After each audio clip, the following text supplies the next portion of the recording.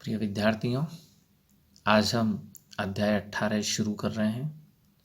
लोक संत पीपा एक संकलित पाठ है। सबसे पहले हम पाठ परिचय लेते हैं।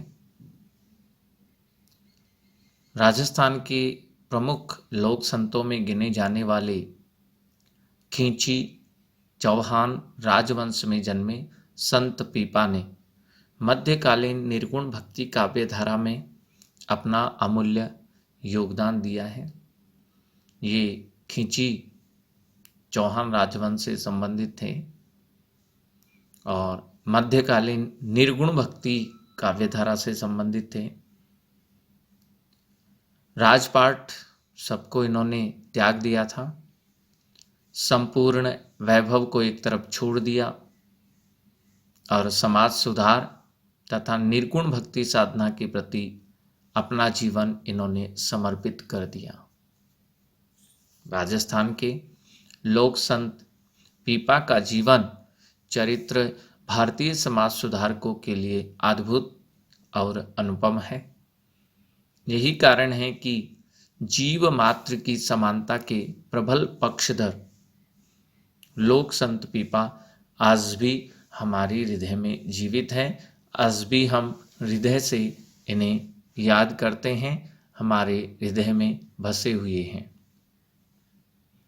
संत पीपा राजस्थान के प्रख्यात प्रसिद्ध लोक संत एवं भक्त कवि पीपा का जन्म विक्रम संवत 1390 के आसपास झालावाड़ जिले के गागरोन नामक स्थान पर हुआ था, ऐसा माना जाता है। गागरोन झालावाड़ में स्थित है। यहाँ गागरोन का एक किला भी है, दुर्ग भी है और यह 3 नदियों के संगम पर बसा हुआ है। खींची चौहान राजवंश में जन्मे पीपा आकर्षक व्यक्तित्व के धनी युवा थे। एक अच्छे प्रसिद्ध राजवंश में इनका जन्म हुआ और बड़े आकर्षक भी थे। युवा अवस्था में ही पिता की मृत्यु हो गई। राजगद्दी पर ये आसीन हो गए। गागरोन का राजकाज इन्होंने संभाल लिया। कुशल शासक और धीर गंभीर स्वभाव के कारण ये प्रजा के चहेते बन गए। प्रजा भी इन्हें बहुत चाहती थी। अपने शासनकाल में इन्होंने कई विजय प्राप्त की, अपने राज्य का विस्तार किया, अर्थात वीर योद्धा भी थे। सांसारिकता को त्याग कर ये प्रभु भक्ति की ओर अग्रसर हुए और संत काव्य धारा में अभूतपूर्व योगदान देकर हिंदी साहित्य को समृद्ध किया। इतना कुछ होते हुए भी इन्होंने सांसारिकता को त्याग दिया, अपना राजकाज सब त्याग दिया और भगवान की भक्ति की ओर लग गए। अपना संत काव्य धारा में अपूर्व योगदान दिया इन्होंने। मध्यकालीन भक्ति साहित्य में महान समाज सुधारक संत पीपा ने अपनी वाणी और विचारों से जहाँ एक और आडंबरों का विरोध किया, रूढ़ी परंपराओं का भी विरोध किया, दुर्व्यसन बुरी आदतें जो थी उनका विरोध किया, वहीं दूसरी ओर निर्गुण निराकार पर ब्रह्म की भक्ति कर संत काव्य धारा में अपनी उपस्थिति से हिंदी साहित्य के पूर्व मध्य काल को गौरवान्वित किया। ये एक ऐसे संत कवि थे जिन्होंने भक्ति और समाज सुधार का अद्भुत रूप सामने रखा। कबीर की परंपरा का इन्होंने अनुसरण किया। कबीर की मान्यताओं को भक्ति प्रतिष्ठा के लिए इन्होंने सार्थक बताया। अपनी संत वाणी में संत कबीर को ये झूठी सांसारिकता और कलयुग की अंध विश्वासी रीतियों का खंडन के रूप में प्रस्तुत करते हैं। कहते हैं कि कबीर यदि नहीं होते तो सच्ची भक्ति रसातल में अर्थात पाताल लोक में पहुंच जाती, बहुत नीचे अधम स्थिति में पहुंच जाती। ऐसे वो कहा करते थे, जे कली नाम कबीर न होते। जे यानी यदि, कली यानी कलयुग, कलयुग में कबीर नामक कवि नहीं होते, कबीर नहीं होते तो लोक वेद और कलिजुग मिलकरी, तो यह लोक संसार, वेद और कलयुग तीनों मिलकर के भक्ति को रसातल में अर्थात पाताल में ले जाते। अर्थात कबीर ने भक्ति को वास्तव में ऊंचाइयों पर पहुंचाया। कबीर नहीं होते तो भक्ति का स्थान बहुत अधम हो जाता। ऐसा संत पीपा कहा करते थे। कहा जाता है कि पहले तो पीपा भी मूर्ति पूजक थे, मूर्ति पूजा करते थे, दुर्गा देवी की उपासना करते थे, उपासक थे उसके। उस समय भारत में वैष्णवों का बहुत बोलबाला था। इस बार और एक बार इनके राज्य में वैष्णव भक्त मंडली भी आई थी, जिसकी मुखिया ने इन्हें परमात्मा के आगे शुद्ध हृदय से आराधना करने और काशी जाकर के गुरु रामानंद गोसाई से मिलने की सलाह दी थी। यह सुनकर पीपा अपनी रानी सीता के साथ काशी की तरफ चले गए। जब त्रिकालदर्शी, तीनों कालों को देख लेने वाले स्वामी रामानंद को पीपा के आने का समाचार मिला तो उन्होंने आश्रम का दरवाजा ये कहकर बंद करवा दिया कि हम गरीब हैं, राजाओं से हमारा क्या मेल। क्योंकि संत पीपा राजा थे और जब वास्तव में रामानंद जी को पता चला तो उन्होंने अपने आश्रम का दरवाजा ही बंद करा दिया। पीपा ने उसी समय अपना सारा धन निर्धनों में बांट दिया तथा अपने जो लाव लश्कर थे, अपने साथ में आने वाले जो सैनिक और रक्षक इत्यादि थे, वापस गागरोन में उनको भेज दिया।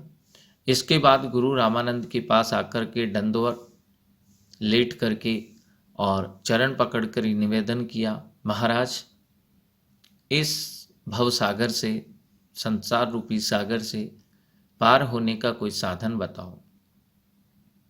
स्वामी रामानंद ने राम नाम सुमिरन की आज्ञा देकर कहा, राम नाम का आंचल मत छोड़ना। राम के नाम का जो अंचल है कभी मत छोड़ना, वही तुम्हें भवसागर से पार कराएगा, क्योंकि राम का नाम सर्वोपरि है। पीपा की सोई हुई आत्मा अब जाग उठी। रामानंद जी से दीक्षा लेकर वे उनके शिष्य बन गए। अर्थात संत पीपा के गुरु का नाम है रामानंद जी। पूर्ण उपदेश प्राप्त करके वे गागरोन वापस लौट आए। यहाँ आकर उनकी दिनचर्या ही परिवर्तित हो गई। दिन रात हरि सुमिरन में, हरि का स्मरण करने में समय व्यतीत होने लग गया।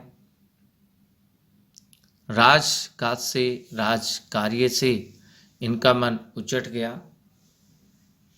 राजपाट को वे अहंकार और भय का कारण मानने लग गए कि राज कार्य करने के कारण अहंकार उत्पन्न होता है और वास्तव में भय का कारण भी है।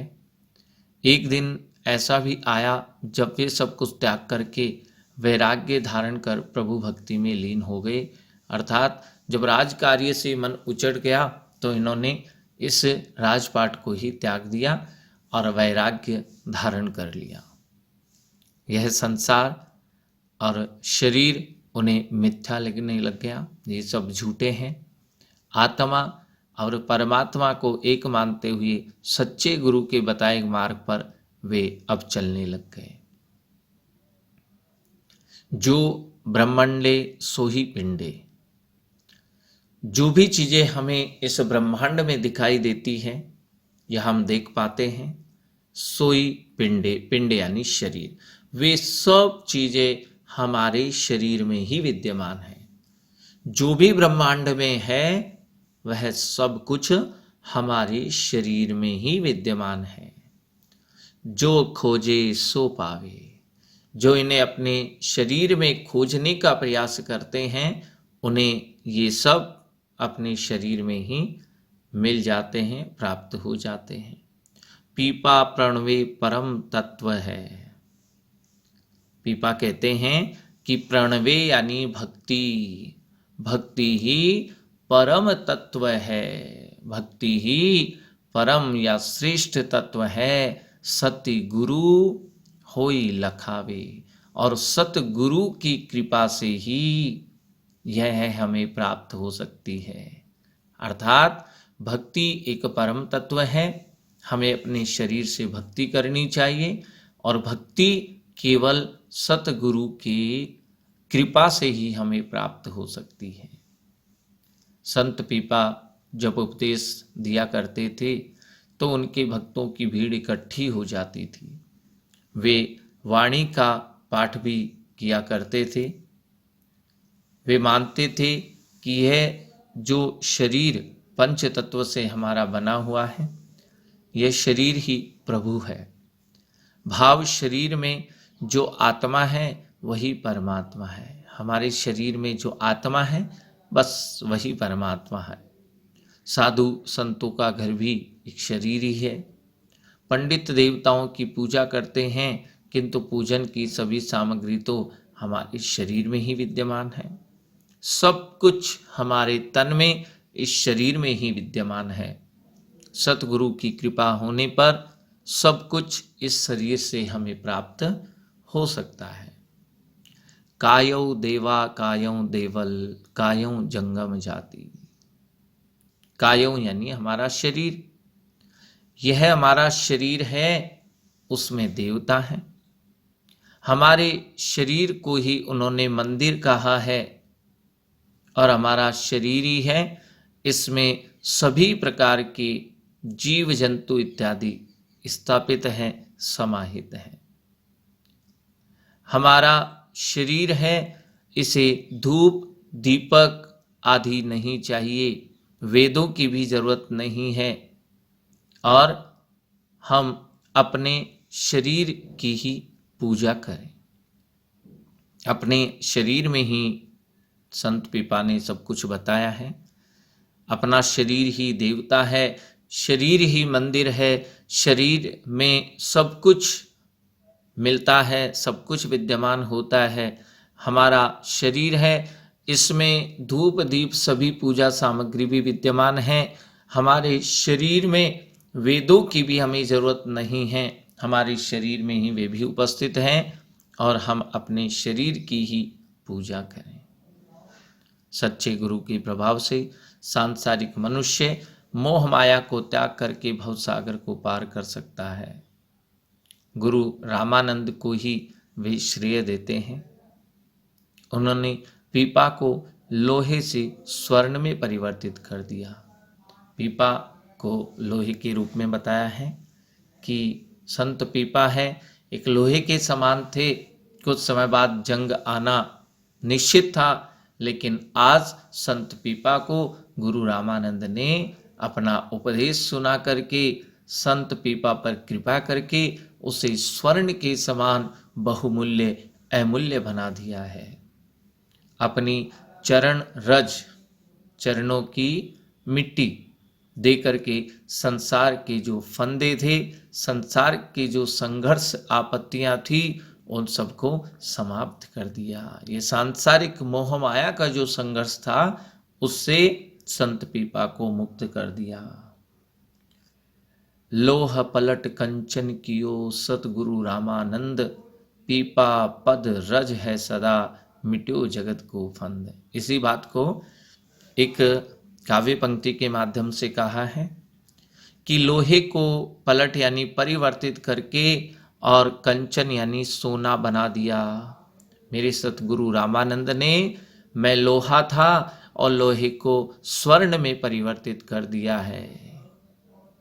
संत पीपा आगे कहते हैं कि मैंने उन सतगुरु महाराज के पद यानी चरणों की धूल स्वीकार कर ली है और उससे अब सांसारिक जो समस्याएं हैं, सांसारिक जो मोह माया है, वो सब मैंने त्याग दी है, छोड़ दी है।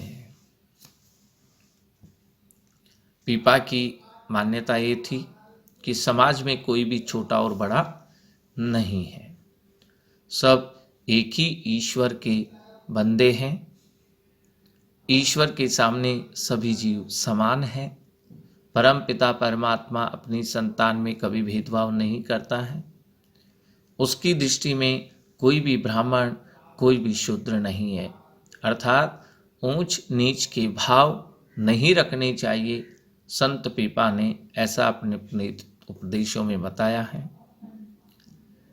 एके मार्ग ते सब आया, एक ही मार्ग से सभी आए हैं। एक ही मार्ग जाही, एक ही मार्ग से सभी को जाना है।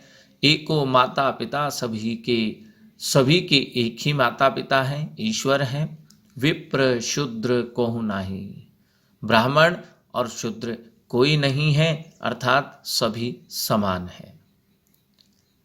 पीपा जी के इन्हीं उपदेशों के प्रभाव से कृष्ण की अनन्य भक्त मीराबाई भी बहुत प्रभावित हो गई थी। पीपा के भक्ति भाव और समर्पण से प्रभावित होकर के मीरा इनसे मिलने भी आई थी। मीरा ने अपनी पदावली में पीपा से अपने मिलने का संकेत भी दिया है, लिखा भी है। पीपा को प्रभु परचो, दीनो दियो रे खजानो पूरी। कि संत पीपा को प्रभु ने परिचय दिया है और वास्तव में संत पीपा एक पूर्ण खजाना है, भंडार है। पीपा ने अपनी भक्ति भावना द्वारा समाज के उपेक्षित वर्ग के हृदय में आत्मविश्वास, आत्मनिर्भरता, हिम्मत, दृढ़ निश्चय जागृत करते हुए समाज की रूढ़ी बंधनों को तोड़ने का चेतना का भाव जगाया है कि जो भी इस समाज में, इस देश में रूढ़िवादिता है, अंधविश्वास है, उन सबको समाप्त कर देना चाहिए। राजा होते हुए भी अपना संपूर्ण वैभव, सुख सुविधाएं, ऐश्वर्य इन्होंने त्याग दिया। समाज सुधार और निर्गुण भक्ति साधना के प्रति उन्होंने अपना जीवन ही लगा दिया। यह उनके जीवन की सबसे बड़ी विशेषता है। लोक संत के रूप में पीपा इसलिए भी अति प्रिय थे क्योंकि वे हिंसा के घोर विरोधी थे। हिंसा का विरोध करते थे, कभी हिंसा नहीं करनी चाहिए। मांस भक्षण की वे सर्वथा निंदा करते थे। मांस इत्यादि का भक्षण नहीं करना चाहिए। मांसाहार को वे वर्जित मानते थे। जीव मार जीवन करे, खाता करे बखान, पीपा पर थक देख लो थाली माही मशान। कहते हैं कि जीवों को मार करके जो भोजन करता है और भोजन करता हुआ उसका बखान भी करता रहता है, पीपा कहते हैं कि उसे प्रत्यक्ष ही देख लेना चाहिए। परतक यानी प्रत्यक्ष देख लेना चाहिए। उसकी थाली में वह मशान अर्थात शमशान है। संत पीपा ने इस प्रकार उपदेश करते हुए भ्रमण किया। जहाँ जहाँ वे जाते थे उनके भक्तों और अनुयायी की संख्या बढ़ती ही चली जाती थी। जिस किसी को भी पता चलता कि पीपा राजगद्दी त्याग करके भक्त बने हैं तो भीड़ की भीड़ उनके दर्शन के लिए आ जाती थी। बड़े बड़े राजा, नवाब, धनिक धनवान व्यक्ति आदि उनके उपदेश सुनते थे। पीपा जी निर्गुण निराकार ब्रह्म का उपदेश देते और मूर्ति पूजा का खंडन भी करते थे, विरोध भी करते थे।